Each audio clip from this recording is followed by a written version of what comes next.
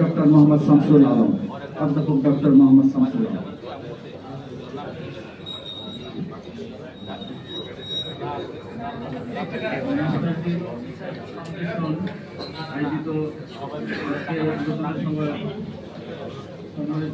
আর টিভিতে নামাই দেন, আর টিভি আমাদের পেশাজীবী আন্দোলনের নেতা, তিনি আমাদেরকে গত 16 বছরে এককভাবে নেতৃত্ব দিয়ে পেশাজীবী আন্দোলনকে সার্থক করে তুলেছিলেন। জাহিদ ভাই আমাদের অত্যন্ত আস্থাভাজন এবং খালেদা জিয়ার সঙ্গে তিনি সম্পৃক্ত থেকে আমাদের জাতি এবং দলের জন্য যে সেবা দিয়ে যাচ্ছেন তিনি, সেটা আমরা ভুলবো না কোনো সময়। আমাদের মাঝে আরো বিশেষ অতিথিতে উপস্থিত হয়েছেন ব্যারিস্টার নাসিরউদ্দিন অসীম, তাকেও আমরা গত 16 বছরের মাঠে দেখেছি। প্রেস ক্লাবের সামনে অনেকগুলো আন্দোলনে তিনি ছিলেন, শেষ মুহূর্তের আন্দোলনে তিনি অনেক সাহসী ভূমিকা পালন করেছিলেন। এছাড়া উপস্থিত আছেন আমাদের মিডিয়া সেলের প্রধান পাভেল, ডাক্তার পাভেল। আর তার কথা বললেই নয়, মাহাদি আহমেদের কথা বললেই নয়, তার বক্তব্য আমরা সবসময় শুনে থাকি। তার বক্তব্য দেওয়ার পর আমাদের আর বলার ওই ধরনের বিষয় থাকে না। আজকে অনেকগুলো বিষয় এখানে চলে এসেছে। বিশেষ করে আমি প্রবন্ধকারকে ধন্যবাদ জানাবো, তিনি তার যে সুলিখিত লেখার মাধ্যমে আমাদেরকে আজকের যিনি মুখ্য যাকে নিয়ে আমরা এখানে যাকে নিয়ে আমরা এখানে আলোচনা করছি, যে রাষ্ট্রনায়ক জিয়াউর রহমানকে নিয়ে তো আমাদের মূল আলোচনার বিষয়। এখানে তার সবগুলো বিষয় তিনি এখানে তুলে ধরার চেষ্টা করেছেন এবং সার্থকভাবে তিনি এটা তুলে ধরেছেন। এই আমরা এখানে যে মূল আলোচনা হিসেবে তিনি এখানে নিয়ে এসেছেন, রাষ্ট্রনায়ক জিয়াউর রহমানের নেতৃত্ব বর্তমান বাংলাদেশ, নেতৃত্ব এবং বর্তমান বাংলাদেশ। সেই নেতৃত্বটা তিনি কিভাবে দিয়েছিলেন বাংলাদেশে, জাতির ক্রান্তি লগ্নে তিনি দুইভাবে উপস্থিত হয়েছিলেন। যখন দেশ ও জাতি মুক্তিযুদ্ধের সময় আওয়ামী নেতৃত্বে যখন এখান থেকে পালিয়ে ভারতে আশ্রয় নিয়েছিলেন, সে সময় কিন্তু স্বাধীনতার ঘোষণাটা কে দিবে সে বিষয়গুলো কিন্তু কেউ শুনে নেয়। আমরা দেখি জিয়াউর রহমানের বলিষ্ঠ নেতৃত্বে তার তিনি বক্তব্য দিয়েছিলেন কালুরঘাট কেন্দ্র থেকে, যাতে সেই সংকটময় মুহূর্তে তিনি উপস্থিত হয়েছিলেন জাতির কাছে এবং জাতিকে তিনি উজ্জীবিত করেছিলেন। এই উজ্জীবিত করার আরেকটা বিষয় যখন ঘটেছিল যে 1972 থেকে 75-এ আমরা কি দেখেছি, আওয়ামী দুঃশাসনে জর্জরিত দেশবাসী, আওয়ামী নেতৃত্ব ফেলে ফুলে উঠেছিল। সন্ত্রাস, দুর্নীতি, হত্যাকাণ্ড, এগুলো দ্বারা জাতি যেভাবে নিপীড়িত ছিল, সে সময় আমরা দেখি যে 1975-এর যে 7ই নভেম্বর তিনি আবার জাতিকে দিকনির্দেশনা দেওয়ার জন্য হাজির হলেন।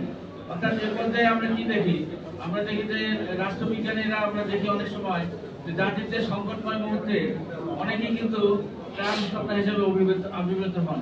যেমন প্রাচীনকালে আমরা দেখি প্লেটো, অ্যারিস্টটল, পেরিক্লিস, এরা কি করতো, তারা জাতিকে বিভিন্ন বিষয়ে কিন্তু উত্থাপন করতো, তারা বিভিন্নভাবে উদ্দীপিত করতো। সেই উদ্দীপনার একটা পরিচিত চিন্তাধারার নায়ক হিসেবে আমরা জিয়াউর রহমানকে দেখি। জিয়াউর রহমান রাষ্ট্র ক্ষমতায় সমাসীন, কিন্তু জাতিকে তিনি তো রাজনীতিবিদ হতে চাননি, রাষ্ট্রনায়কও হতে চাননি, কিন্তু জাতি কিন্তু তাকে টেনে নিয়ে এসেছে।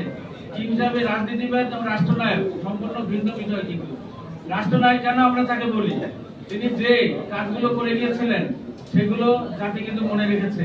তার বিশেষ গুণ কি ছিল, তিনি ছিলেন স্বজনপ্রীতি, তিনি কিছুতেই পছন্দ করতেন না। এই কারণে একটু আগে ডাক্তার পাভেল যে বলে গেলেন, তার ভাইদের নাম কিন্তু আমরা অনেকেই জানি না। তারা যে তার আশেপাশে থাকতো, তিনি কিন্তু তাদেরকে পাদবিতে আনেননি। তার জীবিত অবস্থায় বেগম খালেদা জিয়াকেও কিন্তু সামনে কিন্তু নিয়ে আসেননি তিনি। অর্থাৎ তিনি স্বজনপ্রীতির ঊর্ধ্বে থাকছিলেন, দুর্নীতিকে তিনি ঘৃণা করতেন। এই কারণে আজ পর্যন্ত আমরা দেখি জাতি কিন্তু তাকে মনে রেখেছে, সৎ এবং নিষ্ঠাবান নেতৃত্ব হিসেবে জাতি তাকে মনে রেখেছে এবং এই কারণেই তাকে রাষ্ট্রনায়ক হিসেবে অভিহিত করা হয়। আজকে যে প্রবন্ধ কিন্তু পাঠ করলেন, সেখানে আমরা দেখেছি যে জাতি গঠনমূলক যে কাজগুলো জিয়াউর রহমান করেছিলেন, প্রায় সবগুলো বিষয় এখানে, বিশেষ করে খাল খনন কর্মসূচি থেকে খাদ্য উৎপাদন বৃদ্ধির যে পরীক্ষাটা, এটা কিন্তু খাদ্যশস্য উৎপাদন বেড়ে গিয়েছিল।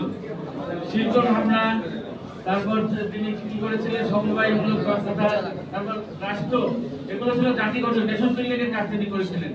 আর রাষ্ট্র গঠন, ইনস্টিটিউশন বিল্ড আপ তিনি কি করেছিলেন, গ্রাম সরকার প্রতিষ্ঠা করেছিলেন তিনি গ্রাম উন্নয়নের জন্য।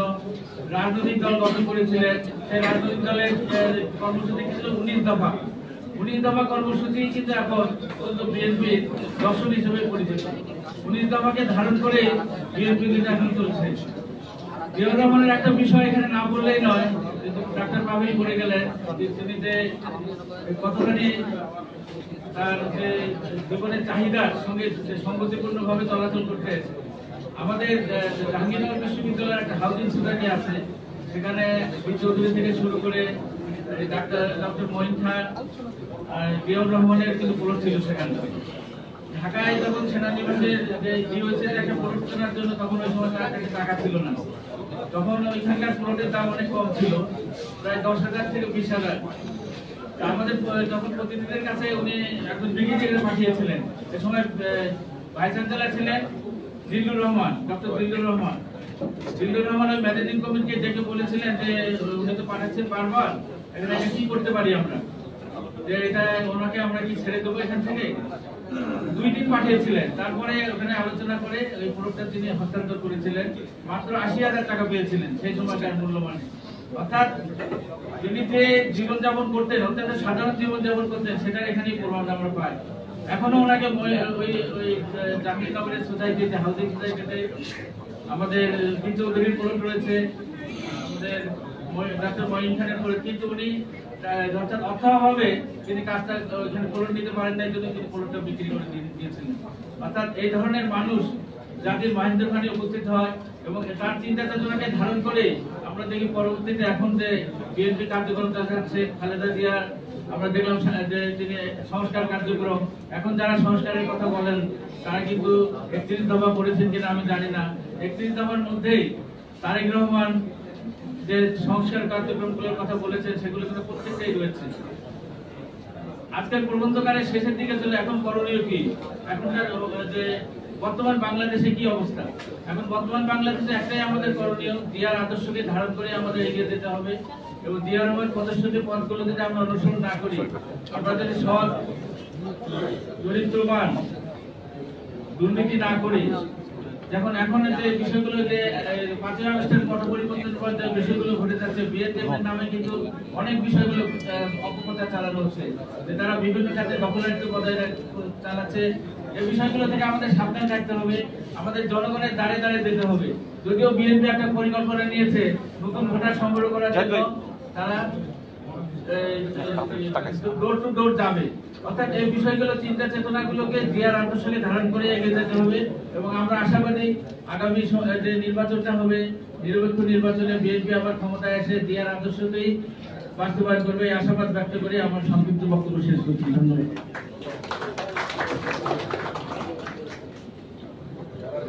ধন্যবাদ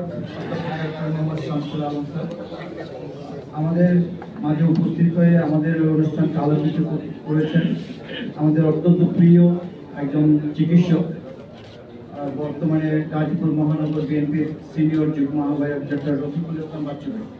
ডক্টর রফিকুল ইসলাম বাচ্চু ভাইকে আমরা কৃতজ্ঞতা জানাচ্ছি, ধন্যবাদ জানাচ্ছি। আর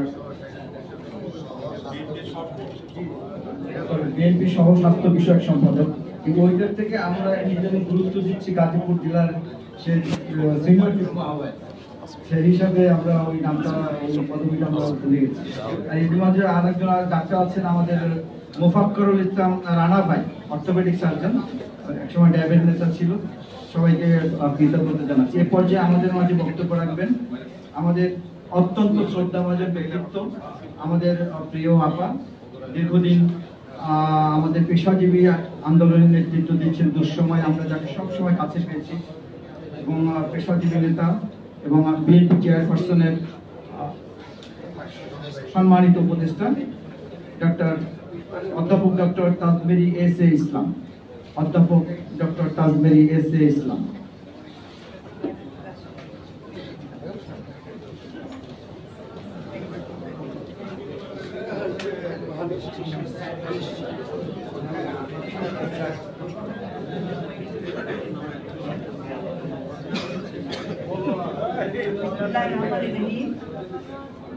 আজকে এই চমৎকার আলোচনা সভার সভাপতি একদম চমৎকার মানুষ। কেন চমৎকার বলছি? এত উপরের পজিশন হওয়া সত্ত্বেও তিনি দিলেন এবং আমাকে উনি আপা ছাড়া বলেনি না এবং অত্যন্ত সম্মান করেন, আমরা তোদের রিজার্ভ করি না। Thank you. এবং বিশেষ অতিথি যারা আছেন তারা সকলেই অত্যন্ত গুণী ব্যক্তি, আপনারা সকলেই তাদের পরিচয় জানেন। আমি আর পরিচয় করে দিয়ে সময় চাই না। এবং এখানে যারা উপস্থিত আছেন সুবিধম, আমার কিছু ছাত্রও আছে আমি দেখলাম, এবং সাংবাদিক ভাই বোনেরা সবাইকে আসসালামু আলাইকুম। আজকে সেমিনারের আলোচনা সভার শিরোনাম রাষ্ট্রনায়ক জিয়াউর রহমানের নেতৃত্ব বর্তমান বাংলাদেশ। এইটার উপর যিনি মূল প্রবন্ধ উপস্থাপন করেছেন তিনি হলেন জামালউদ্দিন রুমি। অত্যন্ত চমৎকার, এত এক্সপ্লেন করে, এত ভুলে দিয়ে দিয়ে কম কথায় দিয়ে মেইন পয়েন্টগুলো এত সাইন্টিফিক ওয়েতে প্রেজেন্ট করছে।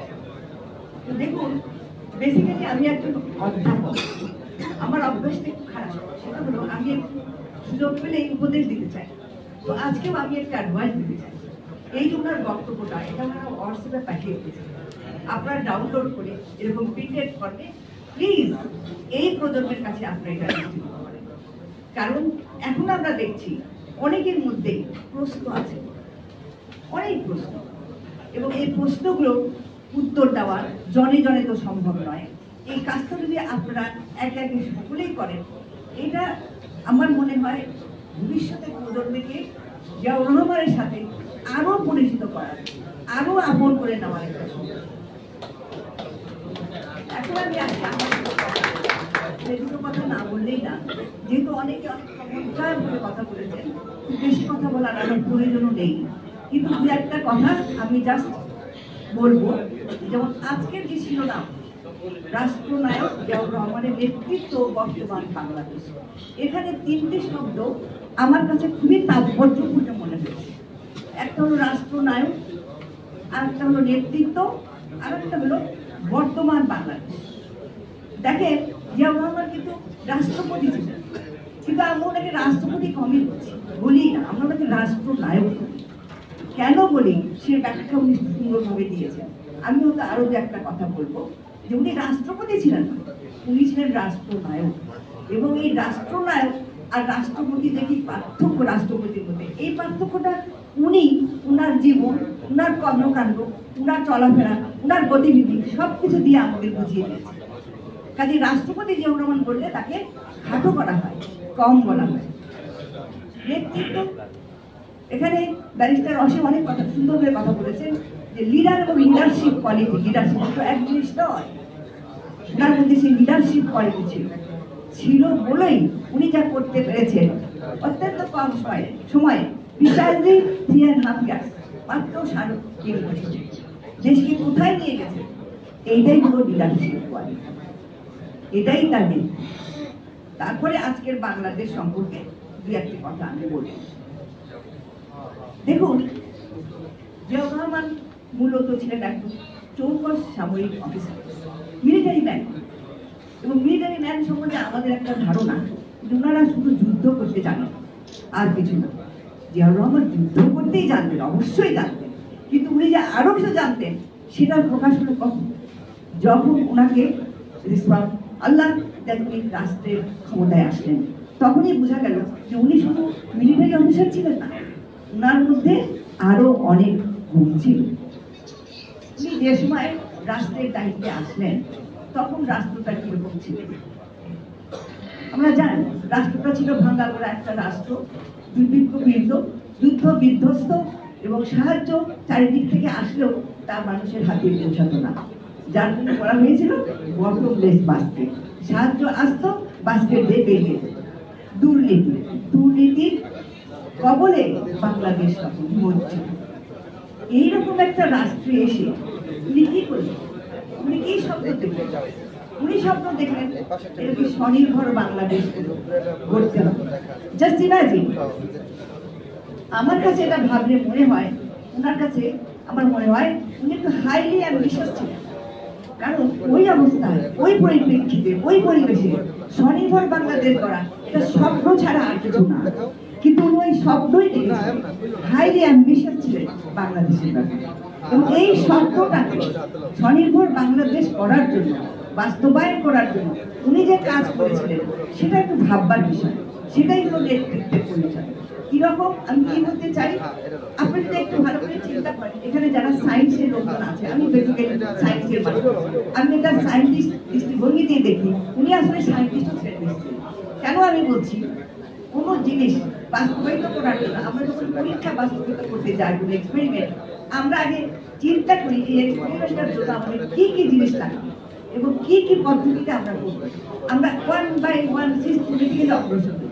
ঠিক যেমন রহমান স্বনির্ভর বাংলাদেশ করার জন্য কি করতে হবে, স্টেপ বাই স্টেপ অগ্রসর। জাস্ট ফার্স্ট কি করলেন, কৃষি, কৃষিতে বিপ্লব আনলেন। কৃষিতে কি স্বাবলম্বী হয়, খাদ্য, খাদ্য হলো মানুষের বেসিক নিড। সবাইকে খাদ্য দিতে হলে কৃষিতে বিপ্লব আনতে হবে, সেটা করলেন।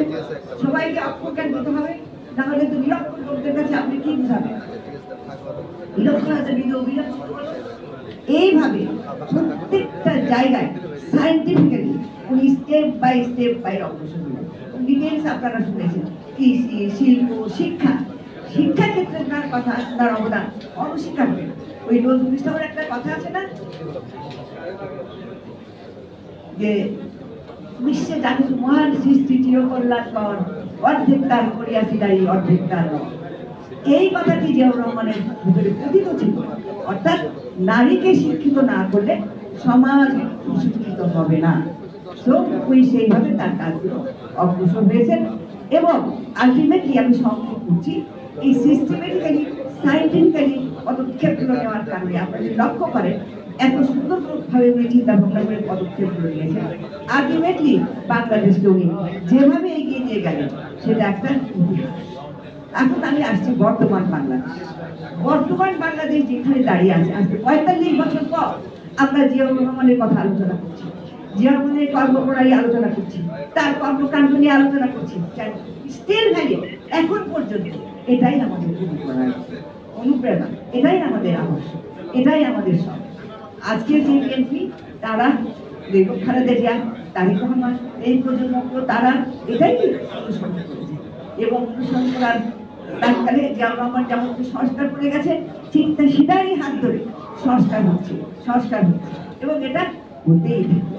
কাজে আমি মনে করি বর্তমান বাংলাদেশ দেশ গড়ার যে স্বপ্ন বিএনপি দেখছে, আগামীতে আল্লাহ তাআলা যদি বিএনপিকে ক্ষমতায় আসার সুযোগ করে দেয়, আমরা নিশ্চয়ই একটা নতুন সমৃদ্ধশালী, জিয়ার আদর্শে উজ্জীবিত একটি সুন্দর বাংলাদেশ দেখব।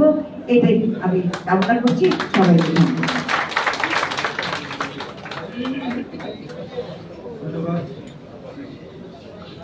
ধন্যবাদ। আজকের অনুষ্ঠানে বিশেষ ডক্টর তাজমেরি ইসলাম আপাকে।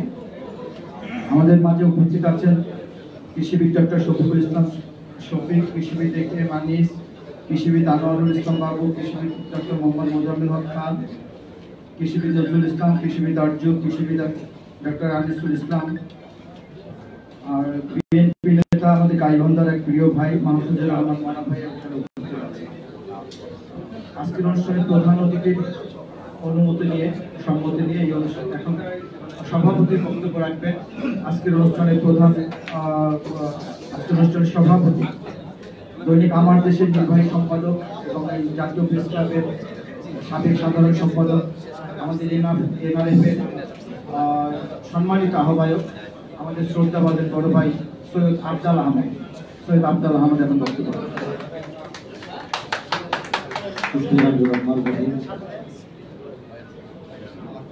বাংলাদেশ ন্যাশনাল ফাউন্ডেশন শুরুতে আমি শহীদ প্রতি কিছুদিন আগে 30 মে আমরা 44তম শাহাদত বার্ষিকী আজকের এই অনুষ্ঠানে আমি আমাদের আলোচকবৃন্দের প্রতি কৃতজ্ঞতা জানাই। তারা অত্যন্ত সুন্দরভাবে শহীদ রাষ্ট্রপতি জিয়ার নেতৃত্বের যে দূরদর্শিতা, সেই গুণাবলী, বিশেষ করে আমি ধন্যবাদ জানাই আমাদের ছোট ভাই সুন্দর উপস্থাপনের জন্য, সুন্দর বক্তব্যের জন্য আমি ধন্যবাদ জানাই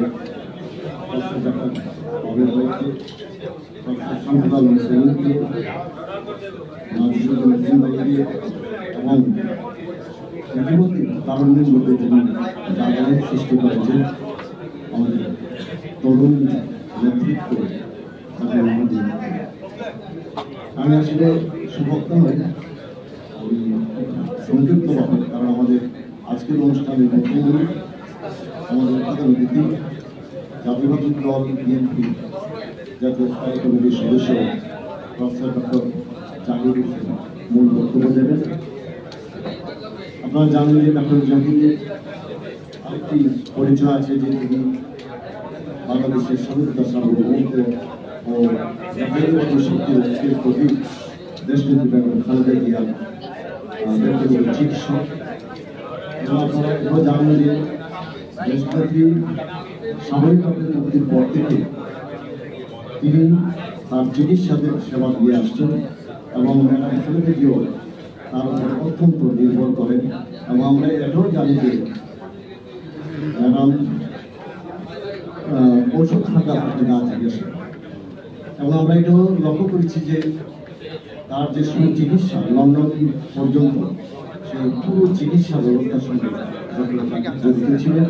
এবং আমি মনে করি যে ডক্টর জাহির সার্থক তার যে এই চিকিৎসা পড়াশোনা সেটা সার্থক করে যে এমন একজন নেতৃত্বকে উনি তার চিকিৎসা সেবা এখানে শহীদ প্রেসিডেন্ট জিয়া সম্পর্কে আমি বক্তব্য তুলে ধরেছেন। আমাদের জাতীয় ইতিহাসে দুর্যোগপর মুহূর্তে যে কান্ডারির ভূমিকা হিসেবে আমরা জানি ৭১-এর ২৫ মার্চের সূচনা জিয়া এবং মেজর জিয়া হিসেবে পাকিস্তান সেনাবাহিনী ঘোষণা করেছিলেন ওই রিপোর্ট করে। এরপর তিনি কালুরঘাট কেন্দ্র থেকে স্বাধীনতার ঘোষণা। ঠিক ৭৫ সালের ৭ই নভেম্বর তিনি আবারও মেজর জেনারেল জিয়া হিসেবে তিনি সেই ঘোষণাটি দিয়েছিলেন। সেই সিপাহী জীবনতার বিপ্লবের মধ্য দিয়ে আমাদের এই রাষ্ট্র ক্ষমতা তিনি এসেছেন। জিয়া রহমান বাংলাদেশের স্বাধীনতা ও সার্বভৌমত্বের প্রতি বাংলাদেশ এক ও অভিযোগ এই বিষয়গুলি উল্লেখ করেছেন। এখানে প্রস্তাবগুলো একটি বিষয় উল্লেখ করেছেন ইরান ইরাক যুদ্ধের বিষয়। আপনারা জানেন যে এখন ইসরায়েল এবং ইরানের মধ্যে যুদ্ধ চলছে। আজ যদি জিয়াউর রহমান বেঁচে থাকতেন, আমি নিশ্চিত যে তিনি কূটনৈতিক আলোচনার মাধ্যমে এই যুদ্ধ অবসানে আসলে জিয়াউর রহমান ছিলেন একজন শ্রেষ্ঠ একজন রাষ্ট্রনায়ক উচিত যে গুণাবলী একজন এবং স্টেটসম্যান এখানে ম্যাডাম বলে গেছেন। তো তিনি ছিলেন একজন স্টেটসম্যান এবং স্টেটসম্যান ছিল প্রতিটি পদক্ষেপ আমরা তার জীবন। তো যাই হোক, আমি তার স্মৃতির প্রতি আবারও গভীর শ্রদ্ধা জানাই এবং আলোচকবৃন্দকে প্রতি কৃতজ্ঞতা জানিয়ে এখানে শেষ করছি। আপনারা একটু ওয়েট করবেন, আমরা মাইক্রোফোন গুলো ওখানে নেবো, একটু 2 মিনিট সময় লাগবে, জাস্ট 2 মিনিট। একটু ওয়েট করবেন, আস্তে আস্তে আস্তে আপনারা একটু 2টা মিনিট একটু ওয়েট করে 2 মিনিটের মধ্যে আমাদের সেটিং হয়ে যাবে।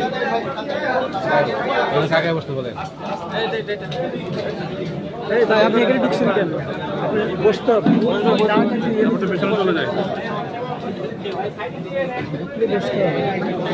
ভাই একটু সঙ্গে যাই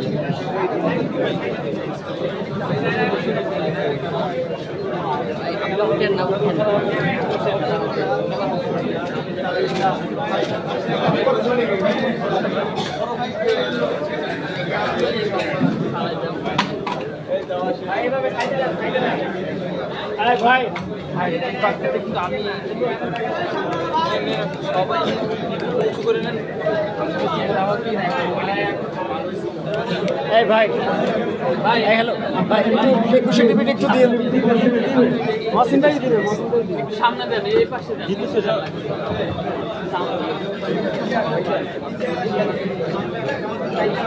দেখি আমাকে যাইতে হবে আমি বুঝছি এই মহসিন ভাই দিতেছে তো ভাই মহসিন ভাই দিবে সব দিবে পারবে পারবে পারবে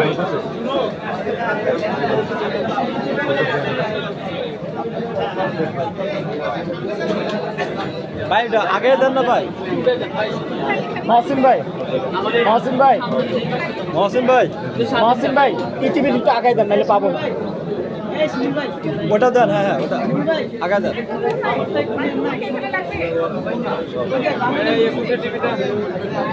মাহবুব ভাই ইটিভিটা একটু সামনে দেন নাহলে পাবো না এটা আমাদের সামনে ভাই আমাদের স্বাধীনতা ভাই স্বাধীনতা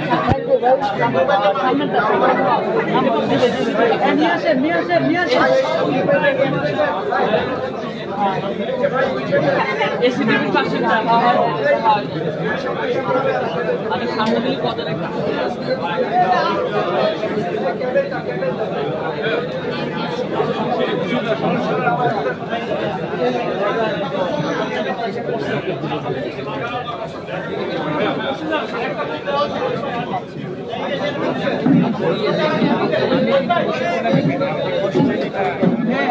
সবাই একটু দেন আমরা মিলে বসতে পারবেন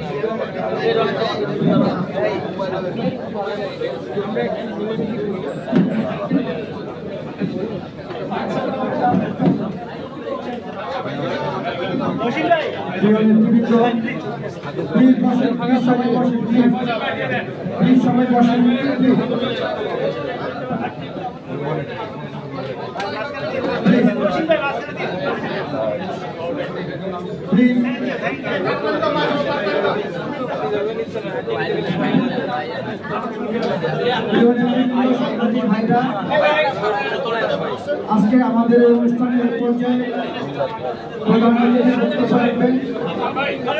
আমাদের শ্রদ্ধা ব্যক্তিত্ব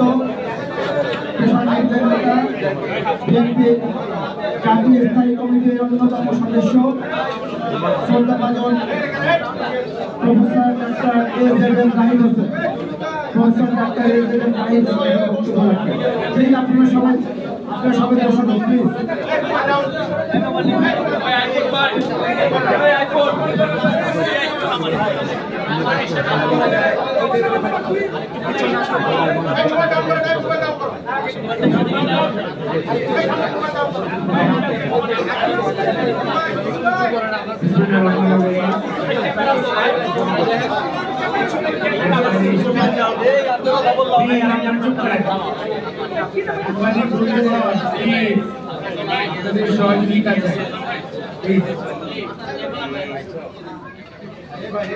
बिस्मिल्लाह रहमान रहीम नेशनलिस्ट रिसर्च फाउंडेशन আজকে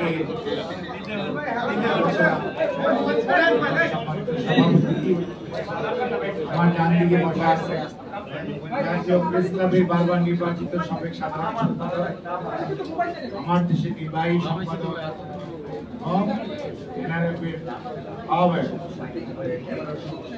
বিগত 17 বছরে আমরা আন্দোলন সংগ্রাম করেছি সবসময়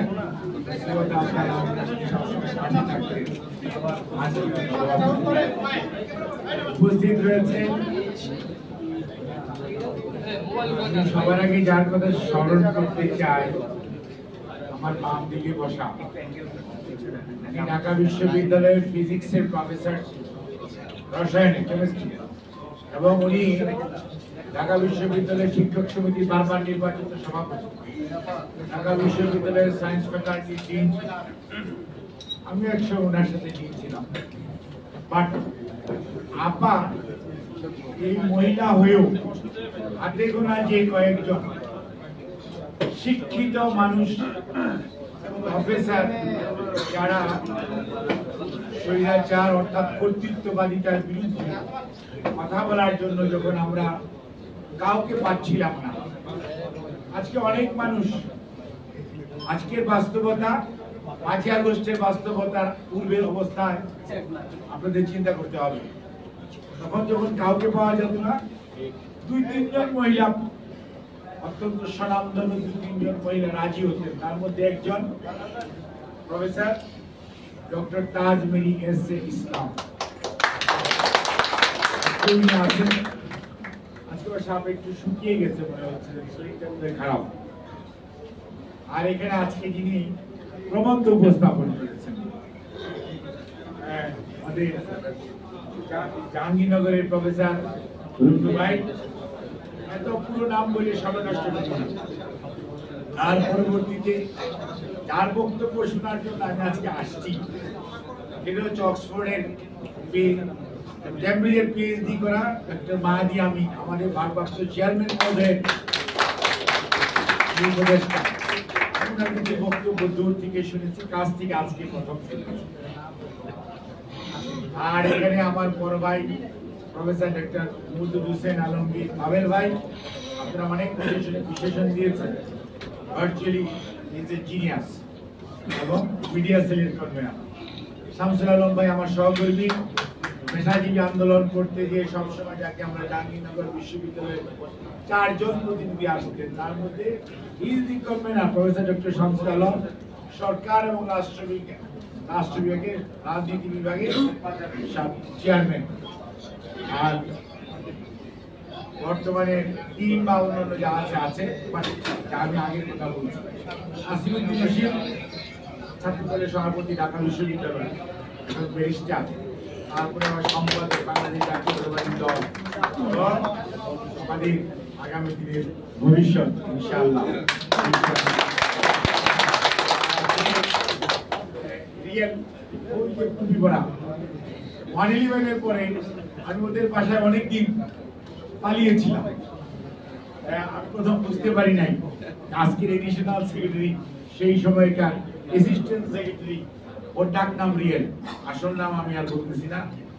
আর ফরিদ তো আছে এবং সঞ্চালক, এখানে অনেক পেশার তুলাভাই সহ আর অনেক পেশার বিভিন্ন পেশাজীবীরা আছেন, এই সংগঠনের সম্মানিত সদস্যরা আছেন এবং আমন্ত্রিত অতিথিরা আছেন, সেই সাথে সাংবাদিক ভাই ও বোনেরা। আসসালামু আলাইকুম। আমি অ্যাকচুয়ালি বলার তেমন কিছু নাই, কারণ এমন এক টপিকস আর যার নামে, সেটা হচ্ছে বাংলাদেশের স্বাধীনতার ঘোষক শহীদ রাষ্ট্র নায়ক জিয়াউর রহমান বীর উত্তম। ইনাকে নিয়ে যে প্রবন্ধ রুনুভাই উপস্থাপন করেছে, স্টার্টেড ফ্রম দি মানে সেই জন্ম থেকে শুরু করে আপ টু মানিক রেভিনিউ পর্যন্ত, এই সময়ের মধ্যে ওনার যে কর্ম সেটা নিয়ে এবং স্থাপন করেছেন। পরবর্তীতে মাহাদি আমিন সেটার উপর অত্যন্ত সুন্দর প্রাঞ্জল ভাষায় তার বক্তব্য রেখেছে। পরবর্তী বক্তারা সবাই বিভিন্ন দিক অত্যন্ত সুন্দর করে তুলে ধরে চেষ্টা করেছে এবং তুলে ধরেছে। এবং এই আলোচনাটা যদি রেকর্ডেড হয়ে থাকে, তাহলে বিএনপির আগামী প্রজন্ম, অর্থাৎ যাদের তারা হয়তো জিয়াউর রহমান স্যারকে দেখেন নাই, আমরা খুব সৌভাগ্যবান। আমরা ওনার সাথে হাইকিং করেছি। I was A rover scout, আমি রোভার ম্যাট ছিলাম, 6 মাইল হাঁটছি। আমি যখন হাঁটছি তখন উনি ডেপুটি মার্শাল ডিসিএম। কাজেই I am one of the luckiest man, যে মানুষটার সাথে ভাওয়ালের জঙ্গল, তখন তো ঘর ছিল, এখন তো বিল্ডিং টিল্ডিং কিছু ছিল না। ভাওয়ালের গড় বলা হতো। গড় মানে জঙ্গল, মধুপুরের গড়, মধুপুরের জঙ্গল, আর ভাওয়ালের গড় মানে বাইরের জঙ্গল। মানে বাহাদুরপুর নামে একটা গ্রাম আছে, রোভার স্কাউটের ট্রেনিং হয়। কাজেই এগুলো হচ্ছে কি স্মৃতি। আজকে যে স্মৃতি রোমন্থনের জায়গায় বা ওনাকে মূল্যায়নের আগে আমার অত্যন্ত শ্রদ্ধার সঙ্গে স্মরণ করি বাংলাদেশের সবচেয়ে আদরের প্রেসিডেন্ট, বাংলাদেশের মানুষের সবচেয়ে অবিসম্বাদিত নেতা, যার সততা প্রশ্নাতীত, যার দেশপ্রেম নিয়ে কোনো ধরনের প্রশ্ন করার কোনো সুযোগ নেই। দেশপ্রেম কিন্তু পার্সেন্টেজ ওয়াইজ হয় না, দেশপ্রেম হতে হয় 100 ভাগ, এখানে 99 ভাগ হওয়ার সুযোগ নেই।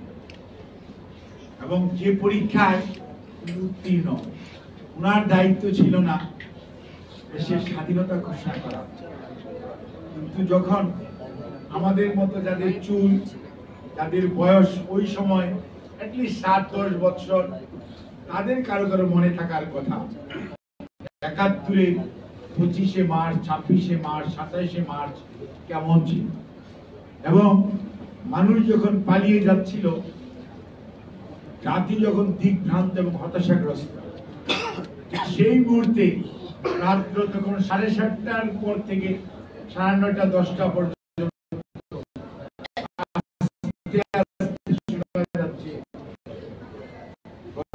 ইংরেজিতে কালুরঘাটে ট্রান্সমিশনের পাওয়ার তখন খুব কম, আমরাও শুনেছি এবং আমার নিজে কানে শুনেছি। হাউ ক্যান আই ডিজোন, এবং এখানে যারা অনেকেই আছেন, ডিজোন করার কোনো space, I hereby declare, এই যে বক্তব্য নিজের থেকে পড়ে প্রথমে, পরবর্তীতে রাজনৈতিক নেতৃবৃন্দের পক্ষ থেকে ঘোষণা দিয়েছে, এবং ঘোষণা দিয়ে উনি যে মানুষটা বসে থাকেন, I revolt and we revolt, that was the declaration প্রথম। তার পরবর্তীতে টেলিভিশনে বা রেডিওতে কালুরঘাট বেতার, তার পরবর্তীতে উনার যে কমান্ডার জানজুয়া, উনি ছিলেন সেকেন্ড ইন কমান্ড এই বেঙ্গলে, তাকে গ্রেফতার করা এবং তাকে প্রথম যদি পাক সেনাদেরকে হত্যা করা হয়ে থাকে ওই করে প্রথম সবার আগে এই 6 জনকে গ্রেফতার করা হয়েছে, এবং তার পরবর্তীতে অস্ত্র হাতে এই যে যুদ্ধ করে তো পারত উনি অন্য কোনো জায়গায় চলে যেতে, অন্য যাদের ঘোষণা করার কথা ছিল কেউ আত্মসমর্পণ করেছে, কেউ কি করেছে পার্শ্ববর্তী দেশের নদী পার হয়েছে, তারপর আস্তে করে চলে গেছে, দেশের মানুষের কথা চিন্তা করে নেয়। ঠিক যেমনটি এই কর্তৃত্ববাদী স্বৈরাচার কি সুন্দর দৌড় দিয়ে হেলিকপ্টারে উঠেছে এবং তার পার্টি তার সবকিছু ভুলে গেছে। অর্থাৎ এই ব্লাড দেশের প্রতি কোনদিন টান ছিল না,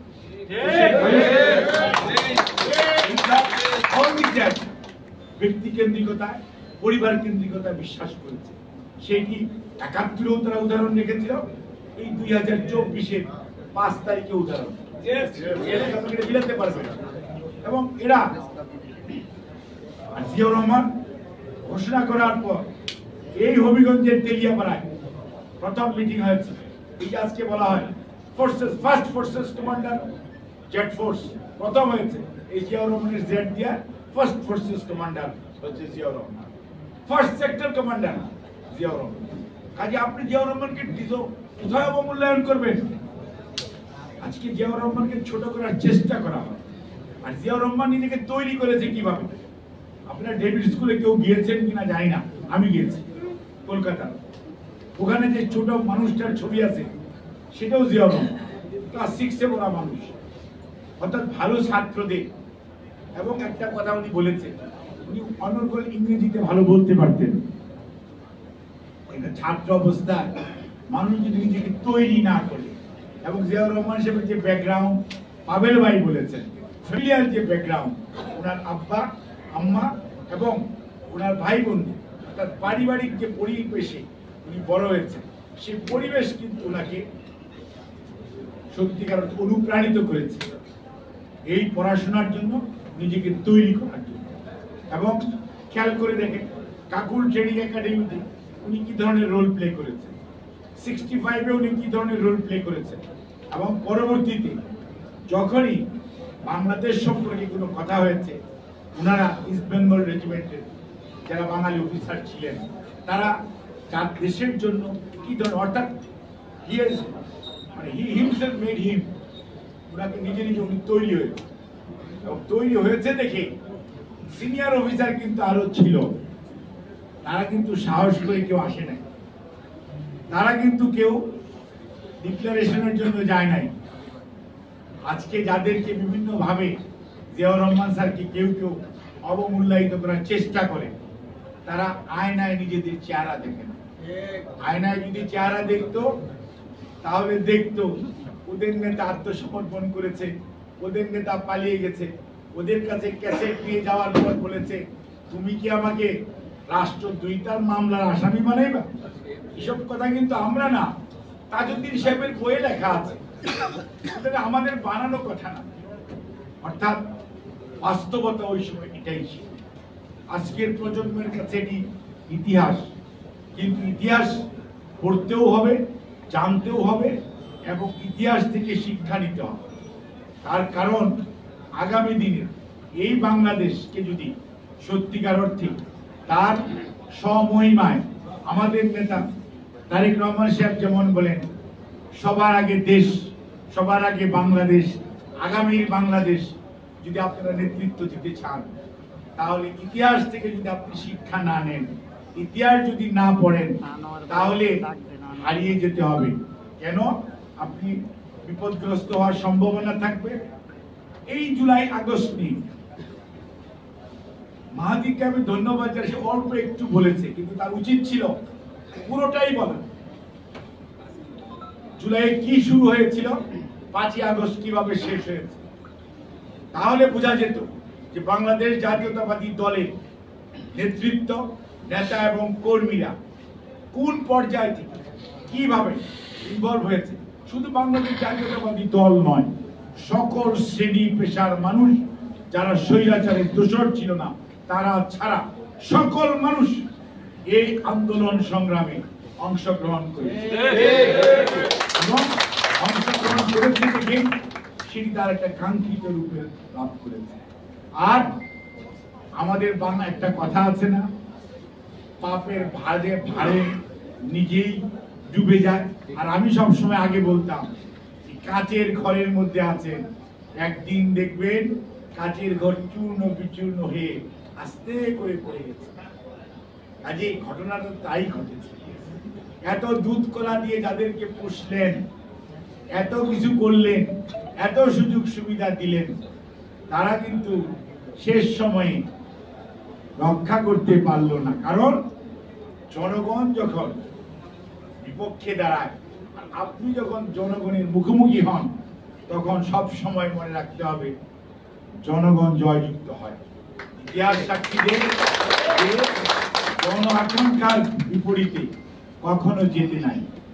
সেজন্যই জিয়াউর রহমান স্যার আজকে প্রাসঙ্গিক এই কারণে যে মানুষটি ডিসিপ্লিন জ্ঞান দেখেন, উনি স্বাধীনতার ঘোষণা দিলেন, যুদ্ধ করলেন, first forces commander, first sector commander. 16 December বলতে পারতেন এখন থেকে দেশ আমরা চালাবো। অনেকে যেমন ইদানিংকালে বলার চেষ্টা করেন না, অথবা বলেন অমুক মন্ত্রণালয়ে আমরা বসবো, অমুক মন্ত্রণালয় আমরা বসবো, কি হয় না হয় এগুলো দেখবো। অর্থাৎ এই যে একটা ডিসিপ্লিন মানুষ যুদ্ধ করেছেন, ব্যারাকে ফেরত দিয়েছেন। ফার্স্ট পোস্টিং কুমিল্লা ক্যান্টনমেন্টে, যেটা রুনু ভাই লেখেন নাই, লিখলে আরো ভালো হইতো। এবং ওই সময় ওনার র্যাঙ্ক কি ছিল, পরবর্তীতে ওই সময় তার প্রতি বৈষম্য করা হয়েছে। আজকে যারা বৈষম্য আন্দোলন করেন তারা জেনে রাখুন, সিনিয়র মেজরের নাম ছিল মেজর জিয়াউর রহমান, তার পরের জনের নাম ছিল মেজর শফিউল্লাহ। এই মেজর শফিউল্লাহর সাথে 71 সনে আমার সাক্ষাৎ হয়েছে কাউরায়। উনি পালিয়ে গেছিলেন জয়দেবপুর থেকে, ওনার ফোর্স নিয়ে ওখানে উনি এই করেছিলেন। তখন আমরা ওনাদেরকে মানে কয়েক 4-5 দিন রেখে আমরা খাওয়া দাওয়া করাইছি, এবং মুক্তিযোদ্ধাদেরকে আমরা সহযোগিতা করেছি। একটা ইস্ট বেঙ্গল রেজিমেন্টের একটা জয়দেবপুর ক্যান্টনমেন্ট থেকে একটা গ্রুপ প্লেটন চলে গিয়েছিল শ্রীপুর এবং কাউরাইদের মাঝামাঝি জায়গা, এই বাচ্চু যে এলাকায় থাকে ওখানে, আর আমি ওখানে স্কুলে পড়তাম। কাজেই ওনাকে করা হলো, কিন্তু জিয়াউর রহমান স্যারের প্রতি বৈষম্যমূলক আচরণ। He should be supposed to be the army chief, ওনাকে ডেপুটি চিফ। পরবর্তীতে যখন কথা হলো ওনাকে ডেপুটি চিফ করা হলো। এখন কিন্তু জিয়াউর রহমান স্যার কোনোদিন ডিসিপ্লিনের বাইরে যান নাই, কোনোদিন না, এবং আমরা ওনাকে এর আগ পর্যন্ত আমরা কোনোদিন শুনিনি। জিয়াউর রহমান স্যার আবার পদপ্রদীপে আসলেন 7ই নভেম্বর 1975। কে আনলো? যে মানুষগুলো দেখেছিল 71-এ, যে মানুষটির কোনো পরিচয় ছিল না, কিন্তু সাহসিকতার সঙ্গে দুটো বাচ্চার কথা ভুলে যে, তার সহধর্মিনীর কথা ভুলে যে, যদি হেরে যেত ফাঁসি হতো। ফাঁসি একদিকে, স্বাধীনতা একদিকে। উনি স্বাধীনতা, দেশপ্রেমকে বেছে নিয়ে যে সাহসিকতার উদাহরণ বাংলাদেশের ইতিহাসে সৃষ্টি করেছেন, যার জন্য আজকে আমরা গর্ব করি, বাংলাদেশের মানুষ গর্ব করে, পতাকার জন্য, তার দেশের জন্য, সর্বকিছুর জন্য। কাজী জিয়াউর রহমান এই যে ওনার যে ভূমিকা, ওনার যে সাহসিকতা, এবং উনি যে সঠিক সময়ে সঠিক সিদ্ধান্ত নিতে পারলেন, অনেকে তো পারেন নাই। এই জন্য হয় কি, অনেকে খুব মনে কষ্ট আছে, কারণ আর তো স্বাধীনতা যুদ্ধ একটা জাতির জীবনে কয়বার আসে, এইটা সুযোগ তার আসবে না। এটা তো বিএনপি জিয়াউর রহমান নিয়ে গেছে। এবং আরেকটা জিনিস, যেই না স্বাধীন হলো, তোরা বাঙালি হয়ে যা বলে দিল।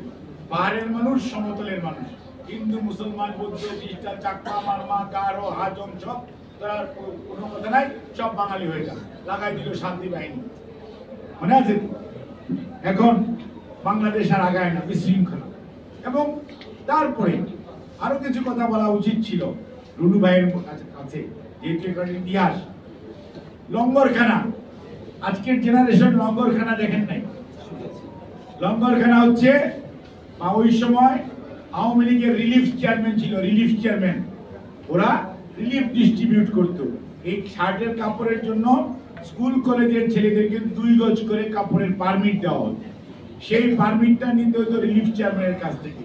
একটা ডানোর কৌটার জন্য স্লিপ নিতে হতো, তখনকার দিনে 5 টাকা দাম ছিল, আর ওইটা বের করে পুলিশ তারে বিক্রি করলে 125 টাকা পাওয়া যায়, অর্থাৎ এত তারতম্য ছিল। এবং সাবান বলেন, জেট পাউডার বলেন, তখন জেট পাউডার ছিল, আর সার্ফ ছিল না, জেট পাউডার ছিল। আর তিব্বত লবণ বলেন, চিনি বলেন, অর্থাৎ সব জিনিস ওই রিলিফ। এবং ওই রিলিফ নিয়ে কি আক্ষেপ নেতার, মানুষ পায় সোনার খনি, গত মুখখনি, আর আক্ষেপ হচ্ছে আমি পেয়েছি চুলের খনি। আমরা বলি নাই, নেতাই বলছি। অর্থাৎ জিয়াউর রহমান সে বইগুলো দেখেছে, ওই সময় দেখেছে।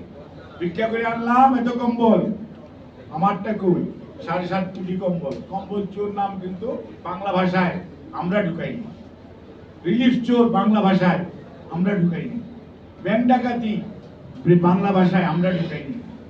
অর্থাৎ যত একটা জাতিকে ছোট করার জন্য যত শব্দ, সবগুলো অনুপ্রবেশ ঘটিয়েছে এই পলায়নকৃত স্বৈরাচার এবং তাদের পূর্বপুরুষদের আমল।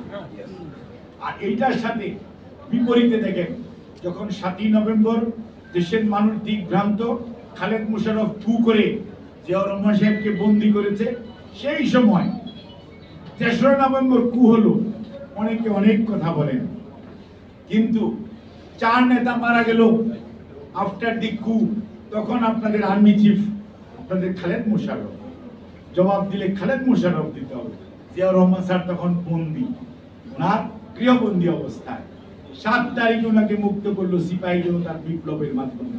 এবং তখন তারা দায়িত্ব দিল, কেন এই মানুষটি প্রমাণ করেছে স্বাধীনতার যুদ্ধের ঘোষণা দিয়ে যুদ্ধ করে ক্ষমতায় বসে যায়নি, উনি ডিসিপ্লিন হইতে ওনার ব্যারাকে ফেরত দিয়েছে।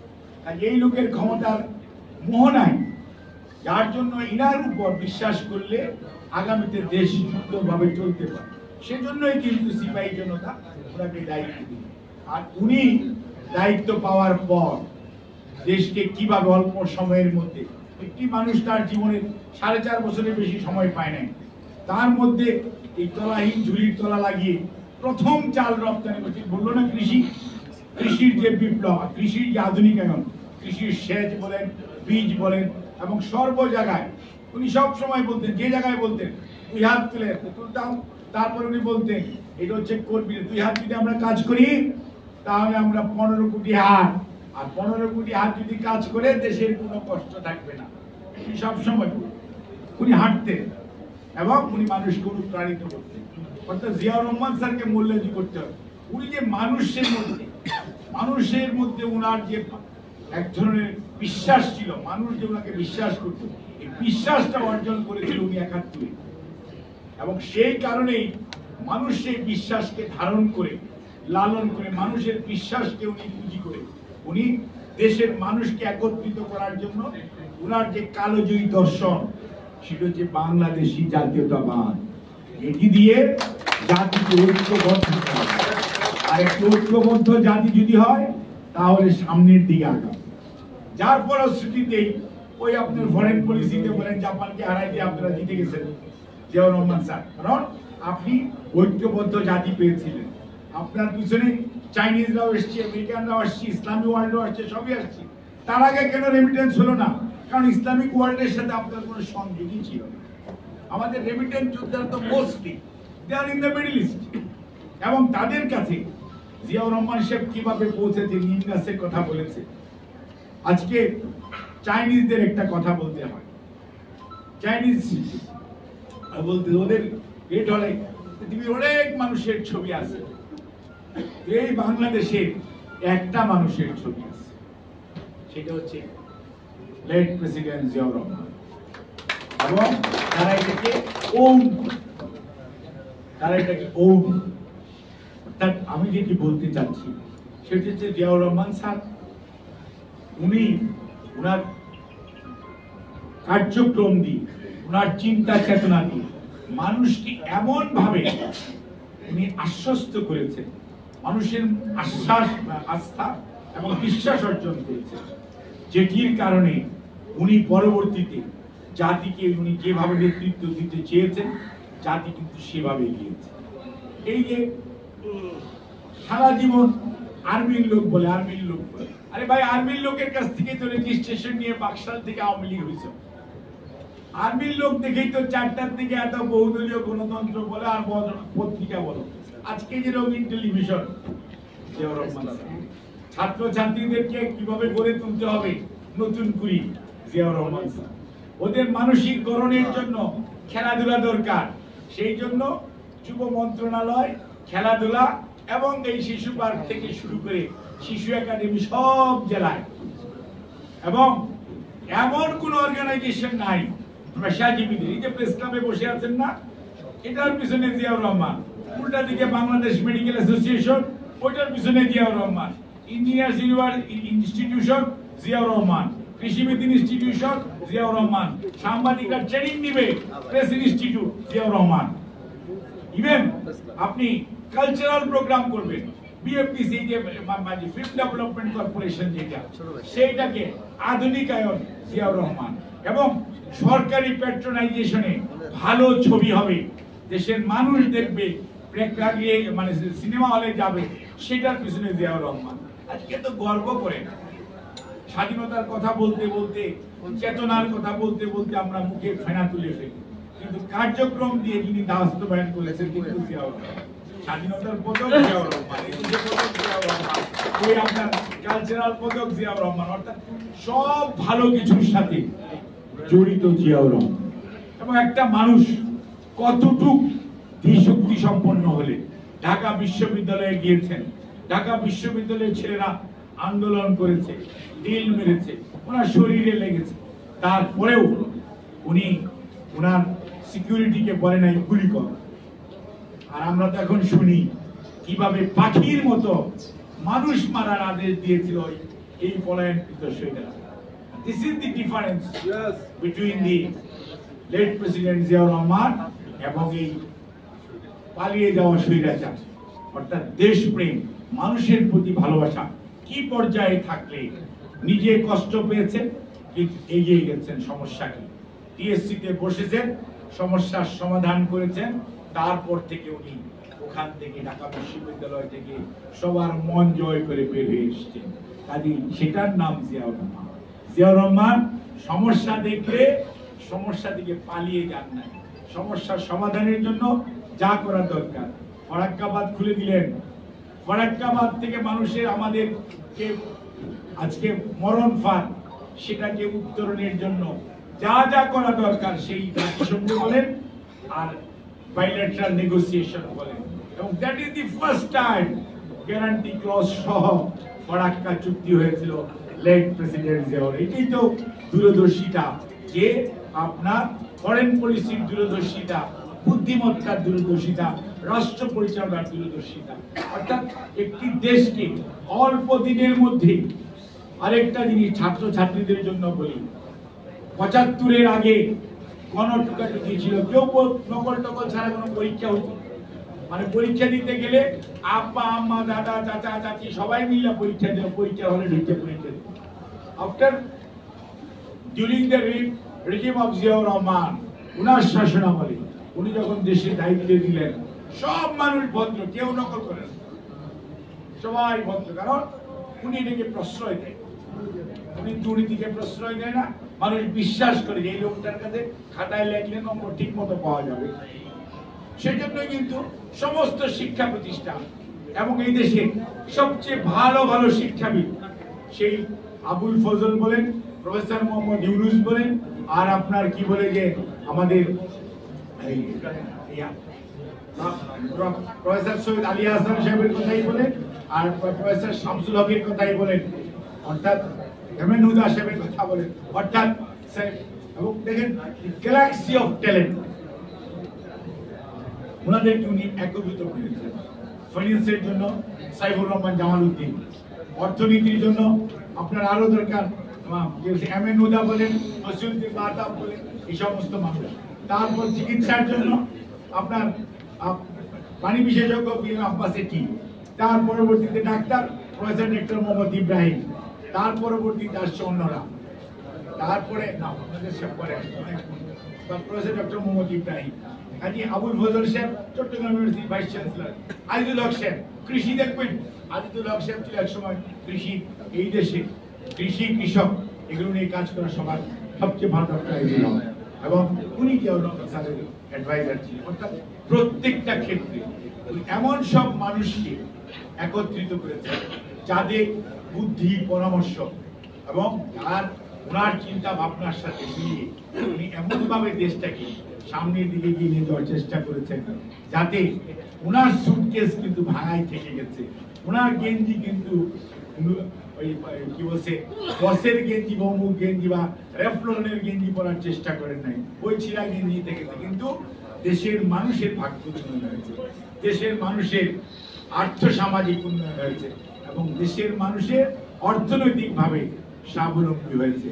এটাই হচ্ছে জিয়াউর রহমান। কাজী জিয়াউর রহমান রাষ্ট্রনায়ক হিসাবে সত্যিকার অর্থে উনি দেশের জন্য, দেশের মানুষের জন্য এবং দেশের সর্বোপরি দেশের সভরেনিটিকে ধরে রাখার জন্য যেটা করা দরকার উনি সেটাই করেছেন।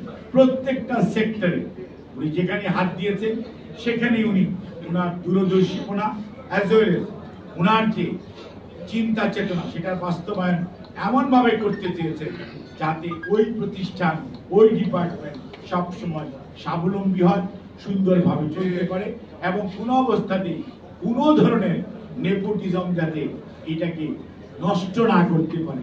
সেজন্যই কিন্তু জিয়াউর রহমান স্যার অল্প দিনেই ওনার জনপ্রিয়তা এবং ওনার যে কর্মক্ষমতা, আমরা আজকেও যে আলোচনা করি, আজকেও যে প্রাসঙ্গিকতা বলি, আপনি দেখেন 79-এর পার্লামেন্ট ইলেকশন, এই একটা পার্লামেন্ট, যেই পার্লামেন্টে সকল বিরোধী দল, সকল রাজনৈতিক দল অংশগ্রহণ করেছে এবং that was A one of the best parliament ইন্ডিয়ার 1979-এর পার্লামেন্ট।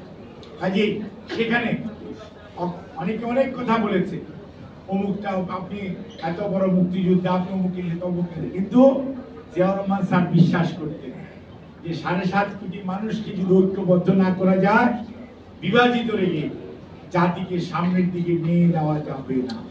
সেজন্যই উনি জনগণের উপর দায়িত্ব ছেড়ে দিয়েছে। জনগণ যাদেরকে নির্বাচিত করেছে নেতৃত্ব দেওয়ার জন্য, তারাই দায়িত্ব পেয়েছে। দায়িত্ব পেয়ে তারা তাদের দায়িত্বশীল আচরণ করেছে। এবং আজকে আদি বলল যে আমরা যেটা বলি সংস্কার আমাদেরকে কি শিখাবেন, সংস্কারের মেইন সংস্কারক লেট প্রেসিডেন্ট জিয়াউর রহমান এবং বিএনপি হচ্ছে সংস্কারের দল। বিএনপি জন আকাঙ্ক্ষার সাথে সব সময় সামঞ্জস্য রেখে তাল মিলিয়ে চলতে পারে দেখেই বিএনপিকে আমরা জিয়াউর রহমান স্যারকে যেমন আমরা বলি আধুনিক বাংলাদেশের উপকার, আমরা বিএনপিকেও বলি যে বাংলাদেশে এই প্রজন্ম আগামী প্রজন্মের ধারণাকে ধারণ করার ক্ষমতা যার আছে সেটা হচ্ছে আধুনিক বাংলাদেশ, আধুনিক দল, সেটা বাংলাদেশ জাতীয়তাবাদী দল। এবং আপনি খেয়াল করে দেখেন এই BNP presidential form of government থেকে জনগণের আকাঙ্ক্ষা বুঝতে পেরে পার্লামেন্টারি ফর্ম অফ গভর্নমেন্ট দিয়েছে। এই বিএনপি এক দল থেকে বহুদলীয় গণতন্ত্র, এই বিএনপি অর্থনৈতিক মুক্তির জন্য আপনারা খেয়াল করে দেখেন এই দেশে ভ্যাট যেদিন প্রচলন হয়েছিল সেই দিন তৎকালীন বিরোধী দল হরতাল করেছিল, মনে আছে? হ্যাঁ, এই দেশে যমুনা ব্রিজ যেদিন উদ্বোধন হয় সেই দিন হরতাল হয়েছিল, মনে আছে? মনে আছেন আপনাদের? অর্থাৎ উন্নয়ন অগ্রগতি প্রতিবন্ধকতা সৃষ্টি করছে সব সময় যারা তারাই সমালোচনা করেছে জিয়াউর রহমান স্যার। কিন্তু আজকে প্রতিষ্ঠিত অর্থনৈতিক শৃঙ্খলা এবং অর্থনৈতিকভাবে সামনের দিকে এগিয়ে নিয়ে যাওয়ার জন্য যে দলটি সবচেয়ে বেশি ভূমিকা রেখেছে শহীদ জিয়ার আমলে, বেগম খালেদা জিয়ার আমলে, সেটার নাম হচ্ছে বাংলাদেশ জাতীয়তাবাদী দল। এবং কোনো অবস্থাতেই আপনারা অনেক খুঁজেছেন জিয়াউর রহমান স্যারের কি আছে না আছে, অনেকের বক্তব্য এসছে, অনেক খুঁজেছেন, অনেক গল্প শুনিয়েছেন, 111 তারেক রহমান সাহেবের এটা আছে ওটা আছে, কিন্তু আল্লাহর অশেষ মেহেরবানি আলহামদুলিল্লাহ কিছুই বের করতে পারেন না। কিন্তু আপনারা প্রতিহিংসা চরিতার্থ করার চেষ্টা করেন আর কোমর ভেঙে দেওয়ার চেষ্টা করেন, কোমর ভেঙে দিয়েও পরবর্তীতে চিকিৎসকের চিকিৎসা এখন অনেক আলহামদুলিল্লাহ আপনাদের দোয়ায় অনেক দেশনেত্রী বেগম খালেদা জিয়া মরে না কেন, দেখো দি ল্যাঙ্গুয়েজ অফ পলায়নকৃত স্বৈরাচার, মনে আছে আপনাদের? আল্লাহর কি বিচার, আর সময় বরদোয়া করতে নাই। আজকের বাস্তবতা ভিন্ন। দেশনেত্রী এখন আলহামদুলিল্লাহ আপনাদের দোয়ায় এই দেশে আছেন, আর যারা বলতেন তাদের অবস্থা কি সেটা আপনারা বুঝতে পারবেন। কাজেই সব সময় মনে রাখতে হবে উপরে আল্লাহ আছে আর এই দেশের জনগণ। ম্যাডাম যেমন বলতেন, নেতা বলতেন কি ব্যক্তির চেয়ে দল বড়, দলের চেয়ে দেশ বড়। আর ম্যাডাম বলতেন কি এই আওয়ামী লীগ, এটা সরওয়ার্দী উদ্যানের বক্তৃতায় বলেছিলেন, মনে আছে তো? এক চিন পচে গলে দুর্গন্ধ ছড়িয়ে চলে যা বলেছিল না? আজকের বাস্তবতা তাই না? হ্যাঁ, আচ্ছা, আরেকটা কি বলছিল যে বিদেশে আমাদের কি আছে, বন্ধু আছে, প্রভু নেই। আজকের বাস্তবতায় প্রমাণিত। আপনারা পালিয়ে গিয়েছেন আলহামদুলিল্লাহ। ম্যাডাম খালেদা জিয়া 6 বছর এই কারাবন্দী, ষড়যন্ত্রমূলক কারাবন্দী থাকার পরেও কোনো যোগাযোগ করতে পারে নাই। কিন্তু পৃথিবীর মানুষ ভালো মানুষকে সহযোগিতা করার জন্য কিভাবে হাত বাড়িয়েছে আমি সব বলতে চাই না, এবং সেই সহযোগিতার কথা অবশ্যই আমরা শ্রদ্ধার সঙ্গে স্মরণ করি। আর এই শ্রদ্ধা অর্জন করেছে বাংলাদেশ জাতীয়তাবাদী দলের প্রতিষ্ঠাতা শহীদ রাষ্ট্রপতি জিয়াউর রহমান এবং বর্তমান চেয়ারম্যান বেগম খালেদা জিয়া, ভারপ্রাপ্ত চেয়ারম্যান জনাব তারেক রহমান। ভিতরে অনেক কথা আছে কিন্তু আমরা এই মিটিংয়ে বলা ঠিক না। তবু আগামী দিনে আমাদের নেতা জনাব তারেক রহমান ঠিক একইভাবে জিয়াউর রহমান স্যার যেমন 19 দফা কর্মসূচি দিয়ে দেশকে সামনের দিকে এগিয়ে নিয়ে যাওয়ার চেষ্টা করেছিলেন, ঠিক একইভাবে দেশনেত্রী বেগম খালেদা জিয়া লন্ডন যাওয়ার আগে ভিশন 2030 উপস্থাপন করেছিলেন 2022 ডিসেম্বরে আমাদের নেতা ভারপ্রাপ্ত চেয়ারম্যান জনাব তারেক রহমান 27 দফা রাষ্ট্র মেরামতের কর্মসূচি দিয়েছেন এবং দিয়ে বলেছিলেন আপনাদের যার যা সুপারিশ আছে, সাজেশন আছে, অনলাইনে আপনারা দিতে পারবেন।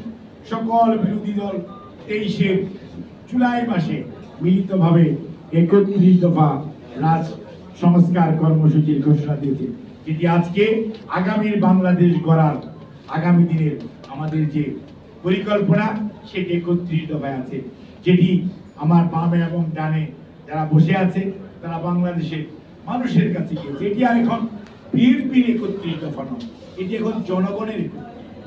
কাজে এই জনগণের 31 দফা বাস্তবায়নের দায়িত্ব জনগণ যাদেরকে দিবে তাদেরকে পালন করতে হবে, জনগণের উপর আস্থা রাখতে হবে। আজকে অনেক কথা বলছেন, বারবার আপনারা এটা বলেন সেটা বলেন, কিন্তু আমার খুব জানতে ইচ্ছা হয় আপনাদেরকে সবাই মিলে 5ই আগস্টের পরে দায়িত্বে বসানো হলো অন্তর্বর্তীকালীন সরকার হিসাবে একটি সুষ্ঠু জাতীয় নির্বাচন আয়োজন করবেন এবং যে সমস্ত প্রতিষ্ঠানগুলো নির্বাচনের জন্য অত্যন্ত প্রয়োজনীয় এবং বিচারালয়, প্রশাসন, নির্বাচন কমিশন এগুলো প্রয়োজনীয় সংস্কার শেষ করে দ্রুত জনগণের ক্ষমতা, জনগণের মালিকানা জনগণকে ফেরত দিবেন। জনগণ তার ইচ্ছার অভিপ্রায় সেটা ঘটাবে তার ভোটাধিকার প্রয়োগ করার মাধ্যমে। বারবার বলা হচ্ছে 5ই আগস্ট থেকে 8ই আগস্ট আপনারা ক্ষমতা নিয়ে আপনাদেরকে দায়িত্ব দেওয়া হয়েছে। দায়িত্ব দেওয়ার পর থেকে আজকে আপনাদের 21শে জুন, প্রায় 10 মাস হতে চলল। এই অবস্থার মধ্যে কয়েকদিন পরে বর্ষপূর্তি হবে। এই অবস্থার মধ্যে দাঁড়িয়ে আমাদের তো জানতে ইচ্ছা হয়, আজকে আপনারা আবু সাইদ, মুগ্ধ অথবা ওয়াসিমের কথা বলেন, কিন্তু আমাদের সকল শহীদদের কথাই আমাদের বারবার বলতে হবে। কিন্তু শহীদদেরকে যদি আপনারা ওই আওয়ামী লীগের মতো দলীয়করণ করেন, শহীদদেরকে অবমূল্যায়ন করা হবে। এই শহীদ জাতির জন্য, গণতন্ত্রের জন্য শহীদ। কিন্তু মনে রাখতে হবে, ইলিয়াস আলীকে যদি ভুলে যান, এই ওয়ার্ডের কমিশনার চৌধুরী আলম কোথায় সেটিকে যদি ভুলে যান, 17 বছরের কন্টিনিউয়াস ইতিহাস যদি ভুলে যান, তাহলে কোন অবস্থাতেই আপনারা জুলাই আগস্টে পৌঁছতে পারবেন না। কারণ 47 না হলে 69 হতো না, 69 না হলে 71 হতো, 71 না হলে 90 আসতো না, আর 90 না আসলে 24 জুলাই আগস্ট হতো কিনা বিরাট বড় প্রশ্ন থেকে। কাজে মনে রাখতে হবে, যার যা অবদান সেটাকে অবশ্যই আমাদের স্বীকার করতে হবে এবং তাদেরকে যথাযথ সম্মান প্রদর্শন করা আমাদের সকলের দায়িত্ব। আজকে অনেকেই কথা বলেন, 13 তারিখে একটা মিটিং হয়েছে এবং সেই সভায় প্রধান উপদেষ্টা মহোদয়, ভারপ্রাপ্ত চেয়ারম্যান সাহেব কথা বলেছেন। আচ্ছা বলেন তো, আপনারা প্রত্যেকদিন যমুনাতে যান, যমুনার থেকে বের হওয়ার পরে আপনারা আপনাদের মতো বলেন, আর প্রেস সচিবের মতো প্রেস ব্রিফিং করেন। এটার মধ্যে কোনো দোষ নাই। দোষ কোথায়? তারেক রহমান সাহেবের সাথে ডক্টর মোহাম্মদ ইউনূস সাহেবের মিটিং এর পরে প্রেস ব্রিফিংটা কেন হলো? বাবা, আপনারা করেন প্রতিদিন, ওইটার দোষ নাই। আর একটা বাংলা ভাষা বলতে চাই না, এটা বললে আবার অনেক ব্যবহার করে আয়নায় চেহারাটা দেখবেন। তারেক রহমান শুধু একটি মানুষ নয়, তারেক রহমান এই দেশের বৃহত্তম জনগোষ্ঠীর প্রতীক। তারেক রহমান স্বাধীনতার ঘোষক শহীদ রাষ্ট্রপতি জিয়াউর রহমানের জ্যেষ্ঠ সন্তান, 3 বারের প্রধানমন্ত্রী দেশনেত্রী বেগম খালেদা জিয়ার জ্যেষ্ঠ সন্তান। তারেক রহমান খুঁজলেই পাওয়া যাবে। তারেক রহমান নিজের যোগ্যতা বলে আজকে দেশের শুধু বাংলাদেশি জাতীয়তাবাদের যারা বিশ্বাস করে তাদেরকে নয়, বিএনপিকে নয়, গণতন্ত্রকামী মানুষকে ঐক্যবদ্ধ করে আজকে উনি নেতৃত্বে প্রতিষ্ঠিত। তারেক রহমানকে নিয়ে আপনারা নিজেদের সাথে তুলনা করবেন, মানুষ হাসে, বুঝতে পারছেন? এবং আড়ালে আঁচলের তলায় মুখ লুকায়। কথা বলেন, আপনাদেরটা বলেন, কোনো সমস্যা নাই। তারেক রহমানের সাথে ডক্টর মোহাম্মদ ইউনূস কথা বলবেন কি বলবেন না, আপনারা বিব্রত, জাতি বিব্রত। আরে ভাই, জাতির হোলসেলারে কি আপনারা নিয়েছেন? হ্যাঁ, জাতি কি 18 কোটি মানুষের দায়িত্ব কে নিয়েছে? আপনার নির্বাচন হয়েছে, নির্বাচিত 300 প্রতিনিধি আছে, যে দে আর দি রিপ্রেজেন্টেটিভ অফ দি জাতি। আপনারা কথা বলেন, আপনারা বলেন আপনাদের দল বিব্রত হয়েছে, সেটা বলতে পারেন, কিন্তু মনে রাখবেন সব সময় জাতিকে নিয়ে টান দিবেন। জাতিকে নিয়ে টান দিতে হলে তাহলে কিন্তু হিসাব কিতাব ভিন্ন হতে পারে। কারণ বাংলাদেশের বৃহত্তম গণতান্ত্রিক রাজনৈতিক দলের নাম বাংলাদেশ জাতীয়তাবাদী দল। এই দলের চেয়ারম্যানের সাথে প্রধান উপদেষ্টা মহোদয় সভা হয়েছে। সভা হওয়ার আগে আর পরের অবস্থা দেখে এই দেশের মধ্যে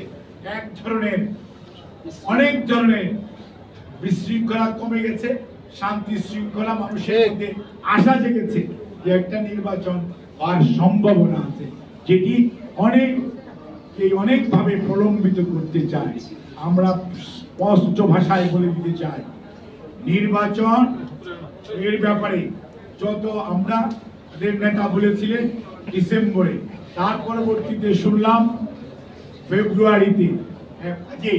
আমাদের বক্তব্য হচ্ছে দ্রুততম সময়ের মধ্যে জনগণের অধিকার জনগণকে ফেরত দেওয়ার মধ্যেই আগামীর বাংলাদেশ গড়ার শক্তি নিহিত আছে। কোন অবস্থাতে একে যদি প্রলম্বিত করার চেষ্টা করা হয় আর বিএনপিকে নিয়ে বারে বারে কথা বলার চেষ্টা করা হয়, আজকে অনেকে অনেক কথা বলেন, ভাই আমরা পিছনের দিকে তাকাতে চাই না।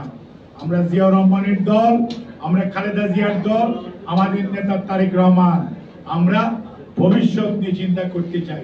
আসেন কথা বলেন, আগামী দিনে আপনার ম্যান্ডেট কি, আমাদের ম্যান্ডেট 31 দফা, আপনার ম্যান্ডেট কি, ওগুলো নিয়ে আলোচনা করেন। জনগণের সামনে যান, জনগণ যাকে ভালো তাকে গ্রহণ করবে, যাকে ভালো মনে করবে না তাকে আস্ত করে নিক্ষিপ্ত করবে।